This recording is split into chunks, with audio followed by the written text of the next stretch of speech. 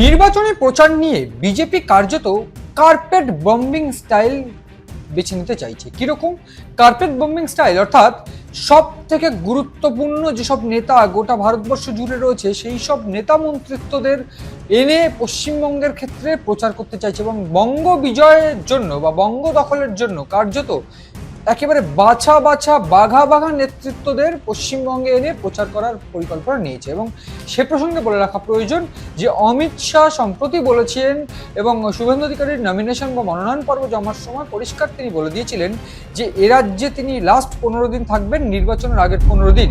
बंगाल चुनाव में 15 दिन तक मैं बंगाल में ही रहने वाला हूं। সেক্ষেত্রে সেই 15 দিনে তিনি যে সভা করবেন বা তিনি যে কার্যত র্যালি করবেন, মেগা র্যালি, সেটা কার্যত স্পষ্ট। এবং ঠিক সেই অনুযায়ী যে তথ্য এখন অব্দি এসে পৌঁছচ্ছে, বিজেপি যে কার্পেট বম্বিং স্টাইল করছে সেখানে প্রথম দফার পর্বে সব মিলিয়ে 30টি জনসভা করবেন ইতিমধ্যে অমিত শাহ, এবং যেটা ইতিমধ্যে করা শুরুও করেছেন। তার পাশাপাশি যে জনসংযোগ ও জনসভা করবেন নরেন্দ্র মোদী, সেই সংখ্যাটাও কিন্তু রয়েছে 11টি। এবং সেক্ষেত্রে যে শীর্ষে স্বরাষ্ট্রমন্ত্রী রয়েছেন, মোদী থাকছেন, যোগী আদিত্যনাথ থাকছেন, হিমন্ত বিশ্ব শর্মা থাকছেন, ত্রিপুরার বিপ্লব দেব থাকছেন।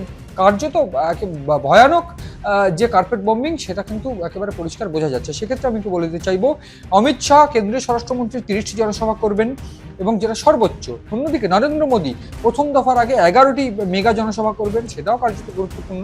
অন্যদিকে যোগী আদিত্যনাথ, উত্তরপ্রদেশের মুখ্যমন্ত্রী যোগী আদিত্যনাথ, তিনি যে সভা করবেন সেটা গুরুত্বপূর্ণ এবং সেক্ষেত্রে তার জন্য তিনি 11টি জনসভা করবেন বলে এখন অব্দি খবর। সেক্ষেত্রে দুর্গাপুর থেকে শুরু হবে, দুর্গাপুর, বাঁকুড়া, বিভিন্ন জায়গায় তিনি সভা করবেন এখন অব্দি যে খবর।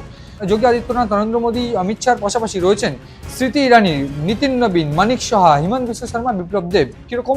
স্মৃতি ইরানি করবেন 13টি জনসভা, প্রাক্তন কেন্দ্রীয় মন্ত্রী। নীতিন নবীন পশ্চিমবঙ্গের সহ পর্যবেক্ষক এবং নীতিন নবীন তিনি বিজেপির গোটা দেশের সভাপতি এবং সেক্ষেত্রে তিনি 10টি সভা করবেন। মানিক সাহা ত্রিপুরার মুখ্যমন্ত্রী, জনজাতি অধ্যুষিত এলাকায় 9টি সভা করবেন।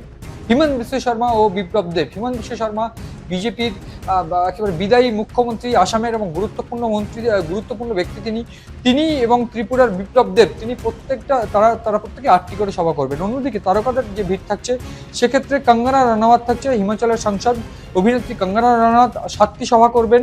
রাজনাথ সিং ও জেপি নাড্ডা, কেন্দ্রীয় প্রতিরক্ষা মন্ত্রী ও বিজেপির সর্বভারতীয় সভাপতি, প্রত্যেকে 6টি করে সভা করবেন। অন্যদিকে তালিকায় রয়েছে উড়িষ্যার মুখ্যমন্ত্রী মোহন চরণ মাঝি, 6টি সভা করবেন।